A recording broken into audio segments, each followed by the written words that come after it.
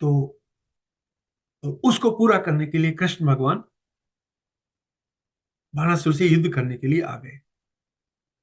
और सोचो, जब वो युद्ध के लिए तैयार हुए तो सबसे पहले बीच में कौन आके खड़ा हुआ? शिव जी खुद। वो कहते हैं कि मैं, कृष्ण जी को कहते हैं, मैं तुम्हें इससे युद्ध नहीं करने दूंगा क्योंकि ये मेरा भक्त है। तो उन्होंने कहा, महाराज आप ही के दिए हुए शाप का पालन करने के लिए मैं यहाँ पे आके लड़ने के लिए खड़ा हुआ हूँ और आप ही बीच में आ गए। बोले वो तो सब ठीक है लेकिन ये मेरा भक्त है। बोले फिर मैं क्या करूं, मैं तो वापस चला जाऊंगा। बोले नहीं। फिर उन्होंने बताया कि तुम्हारे पास एक ऐसा अस्त्र है जो तुम मेरे ऊपर चला दो ताकि मैं सो जाऊं, नींद में आ जाऊं, और फिर तुम पीछे से जो करना है कर लो। यानी ईश्वर शिव महाराज की खूबसूरती ये है कि वो अपने भक्त के लिए अपने आप से भी लड़ जाए। यानी कृष्ण स्वयं विष्णु का स्वरूप है और विष्णु स्वयं शिव का। लेकिन शिव कृष्ण के सामने खड़े हो गए, मैंने शाप दिया ठीक है लेकिन मैं अपने भक्त का अनर्थ नहीं होने दूंगा। उसमें रहते तो नहीं। ये जो एलिमेंट है ना, ये हमारे गुरु महाराज की स्पेशलिटी है। और जब आप उनको उस तरीके से अपने भक्त के साथ खड़ा होते देखते हैं और एक गुण अवगुण नहीं देखते, मैं आपको दिल से बताता हूं कि मैं तो इस लायक कभी नहीं था कि मैं गुरु महाराज के सामने आके खड़ा हो सकूं। मैं आज भी इस लायक नहीं हूं कि मैं उनका गुणगान कर सकूं। मेरे मुंह से महाराज का गुणगान निकले, मेरी ये योग्यता नहीं है, लेकिन ये हुआ। और ये इसलिए नहीं हुआ कि मेरा इससे कुछ लेना देना था। ये इसलिए हुआ कि मेरे गुरु ने मुझ पे कृपा की। आप ये सब सुन रहे हैं, आप गुरु महाराज की पूजा कर रहे हैं, उपासना कर रहे हैं, इसलिए नहीं। आप में हो सकता है मुझसे बहुत ज्यादा कुछ गुण हो और आपके बड़े अच्छे कर्म हो, लेकिन फिर भी शिव महाराज प्यार से आपको अपनी संगत बना के आपका कल्याण कर रहे हैं। इसमें उनका वो शिव एलिमेंट है जो आपके अंदर की बुराइयों को देखने ही नहीं देता। और देखते तो इग्नोर कर देते हैं, मुझे बस इतना काफी है कि मेरा भक्त है और मुझे प्यार करता है, बाकी सब मैं इग्नोर कर। तो अब जब क्लियरली आइडेंटिफाई हो गया कि गुरु महाराज ही शिव है, तो शिवरात्रि का सेलिब्रेशन गुरु महाराज के सेलिब्रेशन से तो जुड़ना ही था। इसलिए जब हम शिवरात्रि का पर्व मनाते हैं तो हमने गुरु महाराज को भी सेलिब्रेट करते हैं, शिव जी महाराज को भी सेलिब्रेट करते हैं। जब उनका जन्मदिन मनाते हैं तो शिव महाराज को सेलिब्रेट। तो इसलिए महाशिवरात्रि के पावन पर्व पे आप सबको, हम सबको बधाई। महाराज की कृपा हम सब पे बनी रहे। लेकिन इसमें हम अपने गुरु महाराज को भी सेलिब्रेट करते हैं, उस एलिमेंट को जो अपनी संगत के कष्टों को अपने ऊपर लेता है। 90% तो महाराज कहते थे, मुझे लगता है महाराज 100% अपने ऊपर ले लेते हैं, क्योंकि 90% तो ले लिया, 10% हमसे नहीं संभाला जाएगा। वो भी महाराज के ही जिम्मे है। महाराज आप ही देख लो, और हाथ पैर जोड़ के खड़े हो जाओ, महाराज आप जानो, आपका काम जाने, अपने से मतलब ही। और गुरु महाराज से जुड़ने का सीधा सीधा तरीका बस यही है, महाराज आप जानो। ये सरेंडर वाली स्टेज है। मुझे नहीं पता, मेरे अंदर अगर बुराई है तो आप दूर कर दो, कमी है आप पूरा कर दो, आपसे परे कुछ नहीं। तो ये एक बार ये रिलेशनशिप आ गई तो गुरु महाराज और शिव महाराज के बीच की एक कनेक्टिविटी सामने आ गई। तो हमें अब पता है, और आपको आज पता है कि हम शिव महाराज के सामने।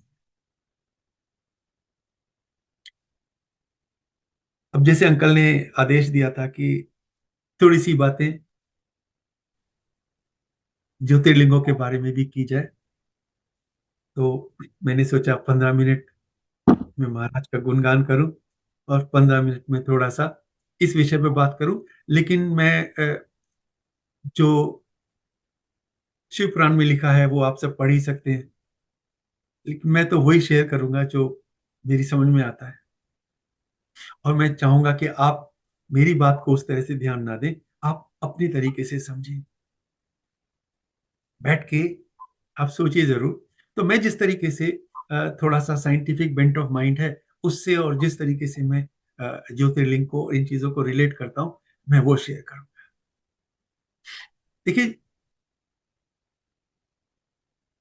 हम लोगों के दिमाग में कई बार ये आइडियाज आते हैं कि ज्योतिर्लिंग जो है वो, इसकी फॉर्म क्या है, और हम बहुत कैजुअल तरीके में इसको एक तरीके से सेक्सुअल ऑर्गन्स का रिप्रेजेंटेशन मान लेते हैं।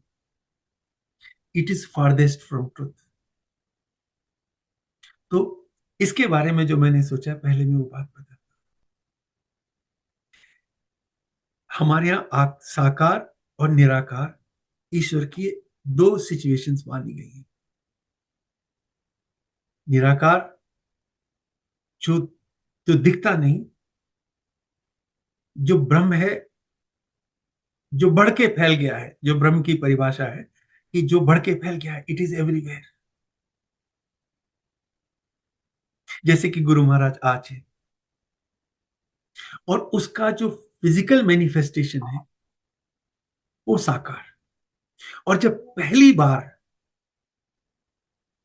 महाशिव ने अपने आप को फिजिकली मैनिफेस्ट किया, हालांकि ये पहली बार जैसा कोई शब्द नहीं हो सकता है, because there is nothing like first और द लास्ट।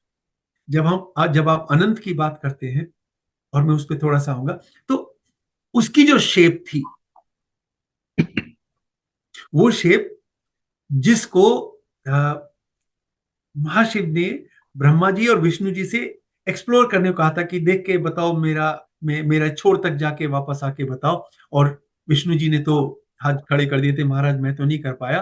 लेकिन ब्रह्मा जी गए और कुछ झूठ बोल के ले आए विटनेस के साथ में, जिसकी वजह से उनको अपना एक सिर गंवाना पड़ा। यानी जब आप कहते हैं ना, अगम अगोचरा तेरा अंत ना पाया, तो विष्णु भगवान को भी अंत नहीं मिला था, तो आप तो छोड़ ही दो इस बारे में सोचना। तो वो जो फॉर्म थी, उसको मैं अगर जैसे इलिप्टॉइड कहूं, जो इलिप्ट जैसे होता है वो, और इलिप्टिकल, और वो एक सॉलिड इलिप्टिकल हो, तो उसे जैसे अगर इलिप्टॉइड मानो, तो बीच से बड़ा और ऊपर और नीचे से थोड़ा सा छोटा। और तो एक तरीके से ये वाली जो शेप है, इसमें अपने आप को पहली बार मैनिफेस्ट किया। और आज वैज्ञानिक ये मानते हैं कि गैलेक्सीज के सेंटर पे जो ब्लैक होल होता है, वो इसी तरीके का इलेक्ट्रॉइड है, मगर वो दिखता नहीं है। उसको केवल महसूस कर सकते हैं कि हाँ, यहां पे कुछ है, वो दिखता नहीं है। और एक तरीके से कहें तो फिजिकली वो है ही नहीं, उसका केवल इन्फ्लुएंस है। और इस सृष्टि के सेंटर में जो है, वो वही है, physical manifestation of Lord himself. और उसका रिप्रेजेंटेशन शिवलिंग है। और इस शेप की ब्यूटी ये है कि अगर आप इस शेप में शिवलिंग को बना लेंगे, तो जिस समय ये शेप आ जाएगी, उसके सामने बैठ के आपको एनर्जी फील करना तो नेचुरल है। ये खूबसूरती है।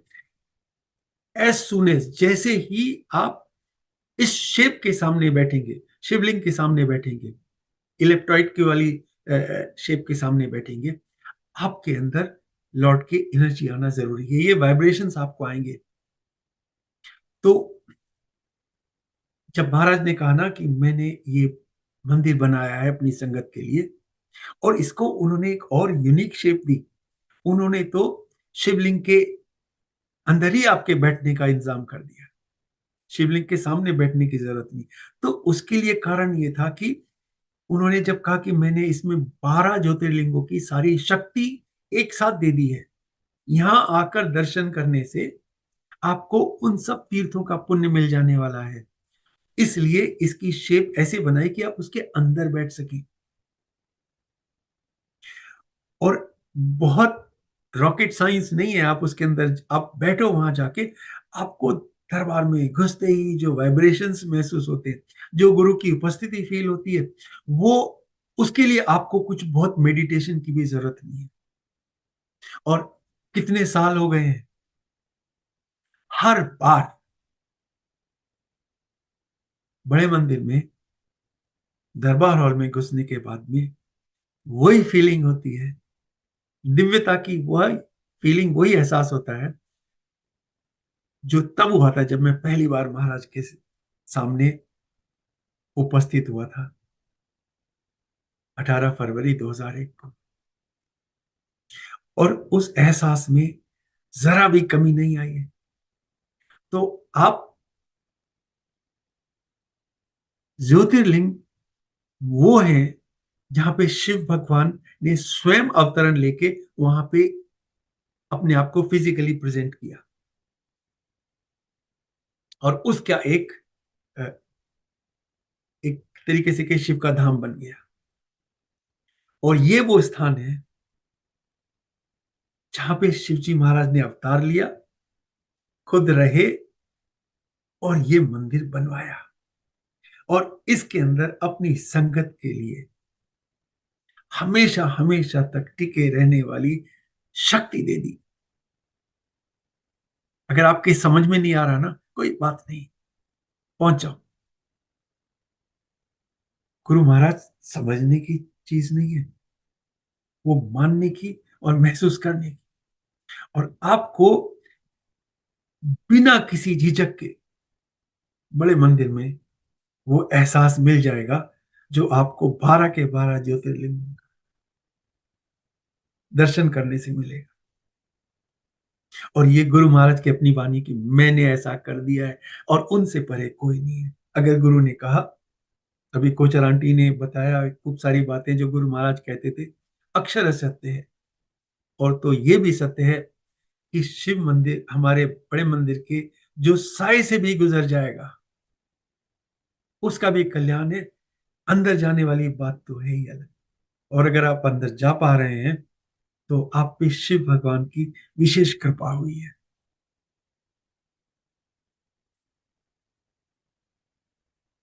ऐसे है गुरु जी।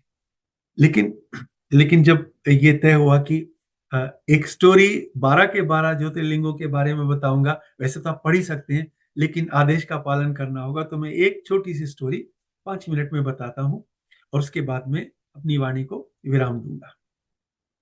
जो सबसे पहला, जैसे सोमनाथ का टेम्पल है हमारा ज्योतिर्लिंग, वो सबसे पहला है, और उसकी स्टोरी ये है, और बाकी की भी है, वो आप पढ़ लीजिएगा। लेकिन आपको एक बताता हूं जिससे आपको ये पता चल जाए कि किस तरीके से शिव भगवान अपने भक्तों का कल्याण करते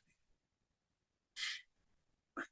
चंद्रमा की शादी दक्ष प्रजापति की 27 बेटियों से हुई, लेकिन वो केवल एक को ही प्यार करते थे, बाकी को उन्होंने नेग्लेक्ट कर दिया था। रोहिणी जी को वो प्रेम करते थे, उन्हीं के साथ समय बिताते थे। इससे परेशान होके दक्ष ने कई बार उनसे कहा भी, लेकिन जब नहीं सुनी तो उन्होंने शाप दे दिया कि तू क्षय रोग से पीड़ित हो जा, अब तू खत्म। तो शारीरिक रूप से चंद्रमा एकदम से, जैसे क्षय रोग कहते हैं, जैसे टीबी हो जाती, बिना किसी काम के रहे, सूख गए, उनके तेज, उनकी कांति सब कुछ चली गई।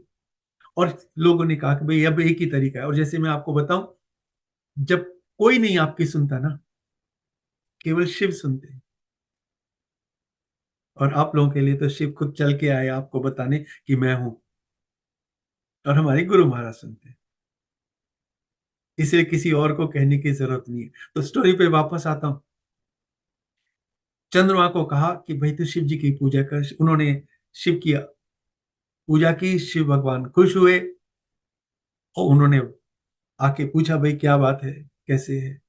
तो जब स्टोरी हुई तो खैर चंद्रमा को जो सलाह देनी थी वो तो दे ही दी, लेकिन उन्होंने उसको, उनकी कांति को रेस्टोर कर दिया, सिवाय इस कंडीशन के साथ कि भाई हर समय नहीं, धीरे धीरे धीरे धीरे, जैसे जैसे फुल मून और अमावस्या के बीच में ऑसिलेट करते रहोगे, एक बार खूब रेस्टोर हो जाओगे, फिर वापस, और फिर तो यू विल बी देयर। और जहां पे ये डिस्कोर्स हुआ, जहां शिव भगवान आए, वहीं पे उन्होंने अपना एक ज्योतिर्लिंग स्थापित कर दिया। तो जहां भी शिव जी अपने भक्तों के सामने अवतरित हुए, चाहे वो किसी कारण से हुए, वहीं पे एक ज्योतिर्लिंग उन्होंने कर दिया। इसी तरीके से 12 ज्योतिर्लिंग और एक तरफ, और हमारे महाराज का बनाया हुआ, क्योंकि वो भी अवतरित हुए ना,